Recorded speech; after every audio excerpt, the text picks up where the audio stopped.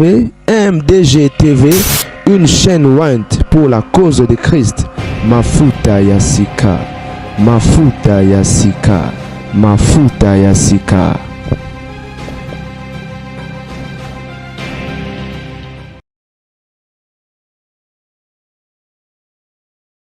Losako Jambo Mbote bonjour Baloba Sunini ay kimi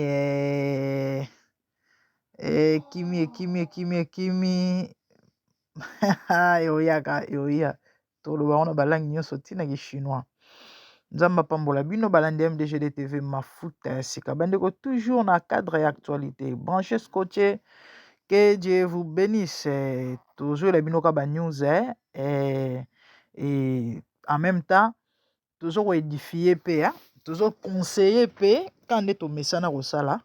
Ah oui parce que là aux anatinate toi na ngonga olekisate au le temps c'est de l'argent et le baba anglais. Donc toi osara ba émission oyo ezo bakisa 1+. Toi bimo tozo pela les amis na communauté et surtout na corps de Christ affaire Mike Kalambai na ex-femme na etope mama ba na et na banungu de gauche à droite tomonaki liste oyo ndeko penyela bimisaki ya bamakango ya Mike et mutu na mutu a réagir. Deborah lobaki ke azalaka gentil, azalaka large, azalaka patiente mais et gentillesse n'est synonyme à faiblesse et puis ba limite voilà lobaki ba limite ezalaka na ba maambo mususu raison pour laquelle atindaki lettre et avertissement par na Peniel par son avocat Peniel par rapport à ba maambo o ya zoloba. Et moi j'allais dire ceci l'autre fois tant on a ça qui émission on a tellement émission et comment moi moulai na clôturaki pardon mais na zang c'est lo mo vraiment motuya elo ango ezanini elo ango ezake et réputation basara na nango te si réellement Deborah Lukalu aza innocente na ba accusation oyo les amis croyez-moi a okenango tina suka bandeko oyo bazoko balingi Peniel te oyo baza contre Peniel bo limbisanga parce que na sali constat bato ebele bazoya bazoloba ke nazokotela ye mingi na okotela ye mingi fona za au milieu du village na compatir au fait kokotela c'est trop dire so na bano kotela en tout cas na betela ye maboko na ba maambo nyonso oyo azosala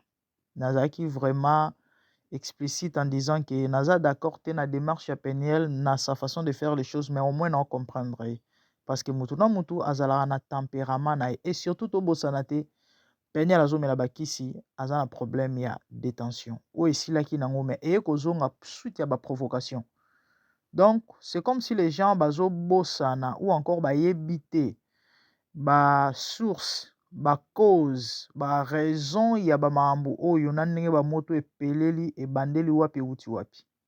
C'était suite à une provocation oyo matisaki ndeko Mafuta et toyebi déjà ndeko azala na problème ambanda komela pendant un temps azaki très calme. Peniel azaki très calme pendant plus d'un an totikala omona na réseaux sociaux te aya kosala biloko asala plus grave 5 mois passés plus ou moins à l'écart pour senga bolimbisi. Tout ça ezaki ka parce que bano négocier luka kimi ezala quand même bandeko toza reconnaissant ko et provocation ya okeko sele makambo kazabe aza muta liboma aza muta mutu aza voyou ya mwasi atambola na minduki akine ko braquer kanda wana bandeko aperdaki ba pédale nde esali ke tokoma bisiko tokomi. Assumez s'il vous plaît. Assumez toleki. Na bandeko loba basara na réputation te. Ça ne m'embrouille pas répondre tokoshite et pas inaye tozamulaite. Et quant à la sœur Deborah, si réellement aza innocente na ba accusation o bandeko bondi melanga akofunda ba okendo samba. Et soki aza consciente que makambo Peniel azolo beze ya solo bandeko peine perdue et osuka nango kaka na lisolo ya ya babenga yango nini ya lettre ya warning o azwaki. Warning nde tolobaka na anglais avertissement. Voilà, bomoni lettre avertissement batindeli Peniel. Soki Deborah Lukalu ayebi ke makambo oyo eza ya solo esukaka wana, boyoka lisolo nango su te o bakendaki kosamba afundi ye te me batindelaki lettre ya avertissement. Et Peniel aza prête pour la révolution, alobi abandaki kozela yango bokende kosamba. Donc ce qui veut dire aza na bacartouche, aza na bambodi. Et surtout n'oubliez pas mutu oyo alertaka ye oyo ayebisaka ye bamakambo ezali Cédric mobali ya Deborah Lukalu. Nayebi te so bozo réaliser gravité ya likambo, c'est Cédric qui l'a dit ça. Et nazi ya Sandra Mbuyi Cédric pona Deborah peut-être kolobaki non ta mosuzuwa po abandaki okende kovanda na hôpital journée mobimba tango Mike azaki hospitalisé. C'est Peniel qui a dit ça. Mike azaki hospitalisé. Donc mobali ya Peniel ya Sandra ya pardon ya Deborah muto ayebisaki Peniel.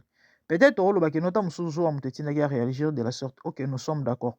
Bongo likambo ya Sandra.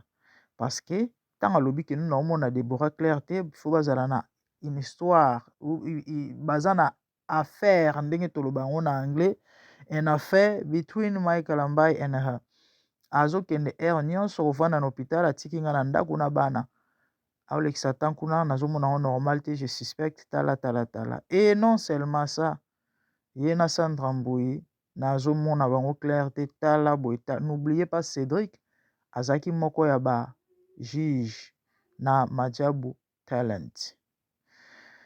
Et quand na lobi na bino soki Deborah za innocente likambo kosila na ngoka wana na avertissement, mais soki ayebi likambo, voilà, soki aza innocente, croyez-moi na ndenge déjà o koma kotalela Peniel de mauvais œil bakoporter plainte to pe akoporter plainte. Nous attendons la suite. Toleki Sandra Mbuyi a répondre. J'ai aimé sa réponse. Alobi boye. Sandra Mbuyi alobi boye. Sandra Mbuyi alobi boye. Batuni pensez-vous de la liste publiée par Madame Peniel Kalambai? À répondre à Lobby, je ne perdrai pas mon temps, je ne passerai pas mon temps à répondre aux mensonges, et car nous avons des âmes à gagner. Et puis, Nani Nsobakiwana à répondre à vous. Par rapport à la réponse, on a loué, par rapport à la réponse, une réponse sage et réfléchie. Effectivement, c'est ça l'attitude d'un enfant de Dieu ou encore d'une servante de Dieu. Mais bino boyebi Congolais, batika likambute ou encore Congolais bazana lulingi na bango monela makambo. Tant osenga kimia batu mususu baza pour teo, batu mususu balingi guerre. Batu mususu balobi non, il s'agit de la réputation. Bon, bakoza na moi raison, mais bon, côté mususu to ape bana nzambe, est-ce que mamnyo se fait Hollanda? Mais néanmoins to ça ka analyse. Balobi il s'agit de la réputation, maman Sandra, okoti kango si landeng wana te. Ce que moi je vous dirais, bon je vous ya solo, boninga landela tina. Bandeko, il s'agit de soki, hein? Il s'agit de soki. Maininga na apamba te, bo ekoza pe lokuta mais ekoza pe solo, siko bino mwana bato a répondre alobi na bino kaza na tante ya okota ba mambwana. Siko bino bozo continuer bolobi ke no eza réputation e fa landela ontina ti afunda Peniel, ye pas porter Peniel plainte ou bien boma ake kata Peniel kingo. Ya onga pe na ebisi bino bon siko soza maamba solo.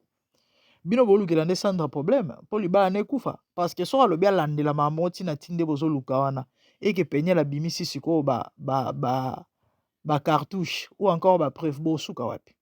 Et surtout n'oubliez pas muto aki ko informer Peniel makambo azalaki moko na bango na kata Majabu gospel. Bon mon atike bolu ke Sandra problème. Donc, la réponse de Sandra est à vos massages. Et puis, il y a nos pendes à moi en Nzambe. Na ya mukolo pe, mikolo bazala raboué. Eleki nango eleki. Botika mwana batu. Alingi na eba problème. Te asi abala na ye. Botika ye. Makambo esali minene. Congolais muta mutema mupuse. Asi à répondre, bino bolingi asani bandeko na ngai de vous et moi, bandeko bolanda biso ata bino moko. Pourquoi ba Congolais baza boy? Moi na bato à répondre. Kana na tante ya makambo wana. Siko ba Congolais balinga landelango mais yango nga na oloba siko botinda landelango bongo siko so ba preuve bimi. Bomona te bocha na pasi. Mais en même temps likambo ya virginité bandeko to sala émission parce que makambo ya virginité ezo continuer ko yinda na toile. Bato musu balobi ke no lokuta to bi ba ex na ye. Ba mususu balobi mais néanmoins to ya na argument ya mutu moko. Bino bo juger.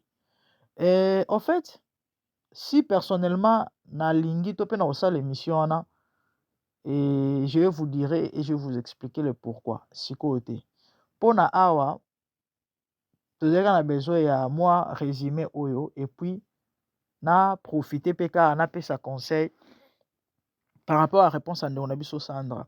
Les amis mamnyo c'est à Hollanda te hein? La Bible dit ne fais pas attention à toutes les paroles qu'on dit de peur que tu n'entends ton serviteur te maudire. Qu'est-ce que cela veut dire? Il y a un mususu ouais so lobi osala attention to kipe yango et so payo mususu ekrelo ba problème mususu aussi so valeur. Ah oui, il y a un bon Sandra sage qu'elle est akimi na yango ouais ezala solo za lokuta sinon réponse na ye to pe attitude na ye c'est à louer et à féliciter. Ah oui, toza wana kate pona ba ko betela buzoba maboko. Ou encore, moi je vous ai toujours dit, ce mutu asali eloko ya malamu, ata satan, ata démon to lobelango, et to betela mutu wana maboko. Sobe mutu asali kamba mabe, ata sora za angelo, to yebisa ke no osali ya bien te, bongisa. Donc, moi je dirais, na bandeko balanda rabiso ke, na vie, et comme la rabiso pe, ba makambo moko, mususu ba olo bana kombo na yo, et cause ape salo pasi, parce que ça li est passé, ça li est passé. To ta na nute zama ambasolo za lokuta, a moi ça li bala, tanga yo kiango. Malgré ça li est passé, bota réaction kitoko. Donc, des conseils na opesa na bandeko o balanda rabiso. Mamnyo se za Hollanda te yaya. Tu es là, peut-être tant musolo ka ba maman ezangisi yo kimia.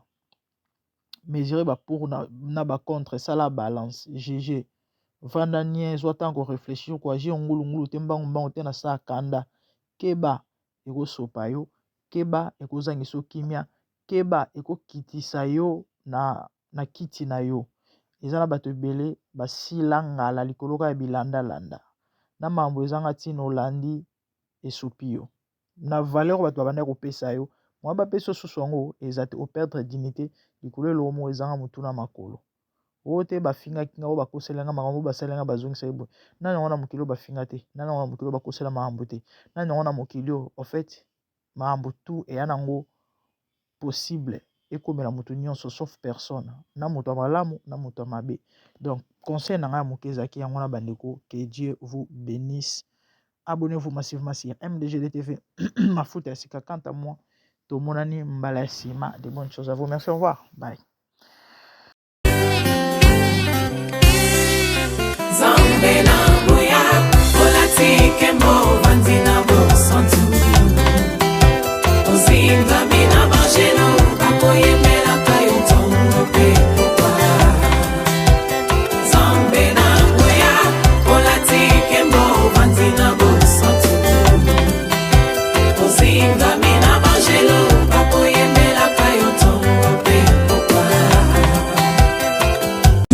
MDG TV, une chaîne Went pour la cause de Christ. Mafuta ya sika, mafuta ya sika, mafuta ya sika.